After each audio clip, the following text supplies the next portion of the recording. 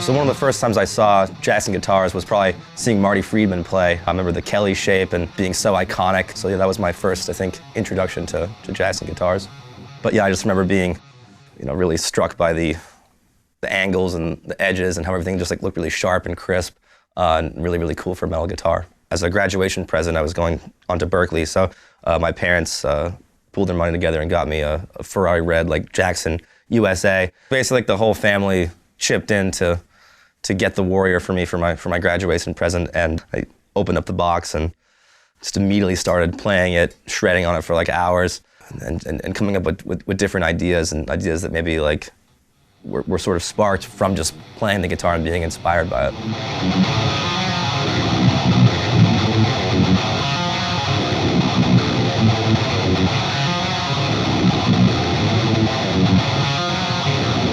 The process started about 2 years ago, I want to say.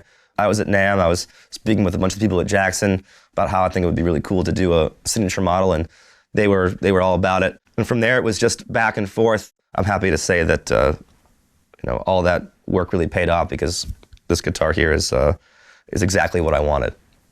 One really special thing about this guitar is it's the only 7-string Warrior in the whole Jackson lineup. We made the switch a few years back to go to 7 strings. We wanted to have more options in terms of playing lower and just being inspired by a different range instrument. So it's got an ebony fretboard. That to me is my favorite type of fretboard wood. It's super hard and it's got a great punch to it. So rosewood's cool, but it's got a little bit more of a rounder sound. So I wanted something that was going to have more attack because we're playing metal. So to me, that's my favorite type of wood to use on metal guitars, is ebony fretboard. I think the neck is the most important thing for me, because that's sort of the whole feel of the guitar. So I think they really, really nailed the neck on this one. It's super solid. It feels really good to play on. Another feature is it's got more of a natural finish on it. I really like painted necks, but sometimes when I'm playing live, I feel like I'm getting a little bit stuck and gummed up. So to have a natural finish on the neck was really, really important to me. So that way I can play smoothly no matter how hot it's getting in the club. I can always have that nice natural wood feel.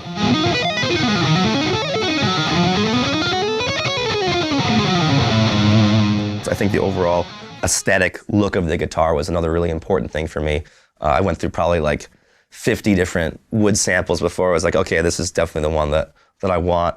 I wanted to look like a weird piece of driftwood that washed ashore or something like that. And it's okay, this is your guitar here. So it's got this cool stain, but you can still really see the wood grain on it. And that was what I really wanted to go for, that kind of aesthetic, because it is more of an extreme shape, but I think having a natural wood finish gives a sort of classy look to it. So I like to have that metal look, but also with the class there. And I think it's just a really, really awesome guitar. The body is ash. The decision to use that was sort of twofold. One, cosmetically, I think the grain of ash looks super cool, and I knew I wanted to use a natural stain to have the wood grain come through.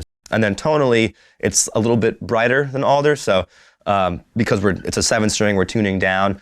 I think having a wood that's a little bit brighter will kind of help cut that darkness of the low tuning.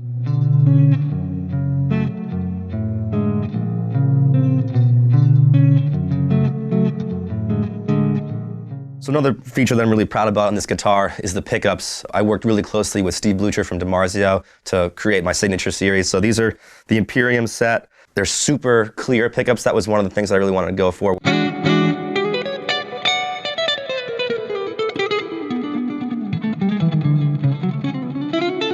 Knob placement was another one. Putting the pickup selector here instead of in the middle, I think it's a little bit easier to access the neck pickup and bridge pickup. I'm going back and forth between soloing or something. And I wanted also to do a coil tap function on the guitar as well. So if I pull this knob up here, it splits the pickups so I can get more of a single coil sound. It's funny, a guitar that's this metal looking can kind of sound like a Strat, which I liked because I might be playing at home, split the pickups, get a different sound on the guitar, maybe so a new idea might pop up just because I'm hearing some different sounds coming from the guitar.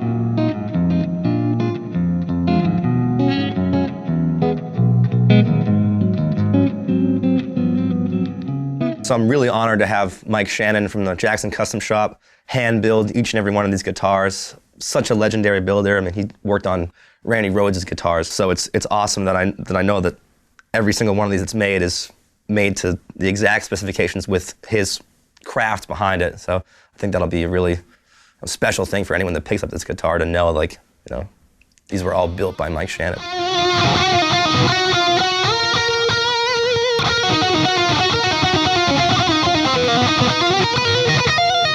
So I definitely found this to be a very inspiring instrument. Certainly a lot of the riffs on the new record were written using this guitar, as well as the solos. I'm really, really stoked. It just was a joy to play in the studio. I think when you have a really comfortable instrument that you feel good playing, ideas just start flowing out. So I was really pleased that I got to write a lot of the record using this guitar. So his face shall be sealed, living out from the shadows, broken upon the